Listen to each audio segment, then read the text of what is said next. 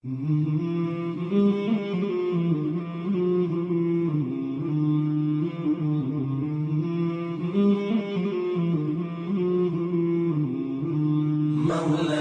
صل وسلم دائما أبدا على حبيبك خير الخلق كلهم۔ اللہ تعالیٰ نے ہمیں اپنے فضل و احسان سے بڑا کامل اکمل دین دیا ہے۔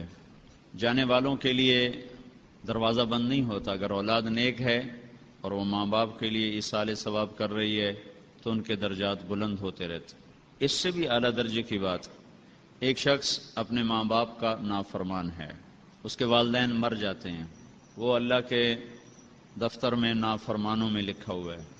موت کے بعد اس کو خیال آتا ہے، وہ ان کے لیے ایصال ثواب شروع کرتا ہے اور ساری زندگی کرتا رہتا ہے تو اس کا وہ عمل ماں باپ کو پہنچتا رہتا ہے، اس سے ان کے درجے بلند ہوتے رہتے ہیں تو وہ وہاں اس کی وجہ سے راحت پاتے رہتے ہیں یہاں تک کہ جب ان کے سینے ٹھنڈے ہو جاتے ہیں تو اللہ تعالیٰ فرماتے ہیں اب اس کا نام نافرمانوں سے کاٹ کر فرما برداروں میں لکھ دیا جائے۔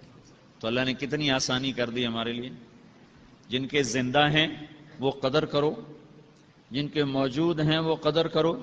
اللہ کے نبی کا فرمان ہے جس نے صبح صبح ماں باپ کی صرف زیارت کر لی، نہ کوئی خدمت پوچھی نہ کوئی حال پوچھا، صرف ایسے جا کے دیکھ لیا، تو صبح سے شام تک اس کے لیے جنت کے 2 دروازے کھول دیے جاتے ہیں۔ آپ نے فرمایا باپ جنت کا سب سے بڑا دروازہ ہے، باپ جنت کا سب سے اوسط ابواب الجنہ، جنت کا سب سے بڑا دروازہ باپ ہے۔ جو خدمت کرے گا اپنے باپ کی اس کے لیے وہ دروازہ کھل جائے گا، جو اس ناراض کر دے گا اس کے لیے وہ دروازہ ٹوٹ جائے گا، اور جس کے لیے وہ دروازہ ٹوٹا اس پر جنت حرام ہو جائے گی۔ تو جن کے زندہ ہیں ان کے لیے نعمت ہے، قدر کریں، ان کی دعا لے لیں، دعاؤں سے کام بنتے ہیں۔ کلاب بن امیہ حضرت عمر رضی اللہ تعالیٰ عنہ کے دور میں جہاد میں نکل گئے، ماں باپ کو بتایا ہی نہیں، اور ماں باپ دونوں بوڑھے۔ تو امیہ رضی اللہ تعالیٰ عنہ شاعر تھے بڑے، تو جب انہیں پتہ چلا کہ میرا بیٹا یوں چلا گیا، مجھ سے نہ پوچھا نہ بتایا، تو ان کو بڑا رنج ہوا، تو انہوں نے شعر کہے اذا دعت الحمامة ساق حر على بيضاتها دعوى كلابا تركت اباك مرعشة يداه وامك لا تصيغ لها شرابا۔ یہ 2 شعر ہے، اور بھی ہیں۔ کیا کہا؟ جب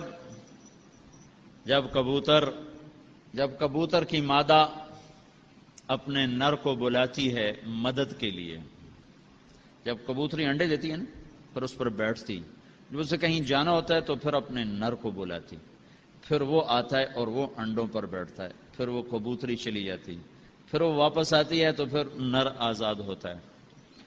تو یہ ایک استعارہ ہے، شدید حاجت مندی پر یہ کہا جاتا۔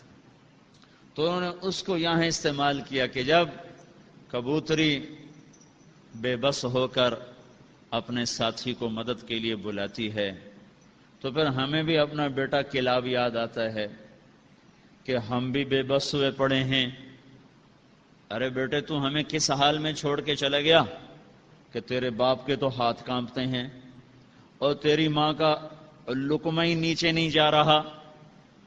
یہ شعر حضرت عمر کو پہنچ گئے کہ امیہ رضی اللہ تعالیٰ عنہ یہ کہہ رہے ہیں، تو انہوں نے پتہ کروایا کہ پتہ کرو کلاب بن امیہ کس لشکر میں ہے، تو پتہ چلا فلاں میں، واپس بلوایا جائے۔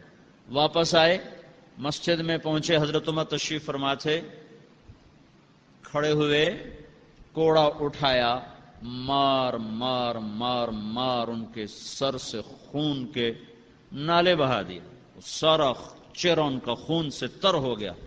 اجہاد بعد والدیک، ایسے بوڑھے ماں باپ کو چھوڑ کے کون سے جہاد پر گئے تھے تم؟ ایسے بوڑھے ماں باپ کو چھوڑ کے کون سے جہاد پر گئے تھے تم؟ پھر فرمایا جب تک اس کے ماں باپ زندہ ہیں اس کا مدینے سے نکلنا بند، یہ نظر بند ہے مدینے کا جب تک اس کے ماں باپ دنیا میں زندہ ہیں۔ زندہ ہیں تو بھائی قدر کرو، چلے گئے تو عیسیٰ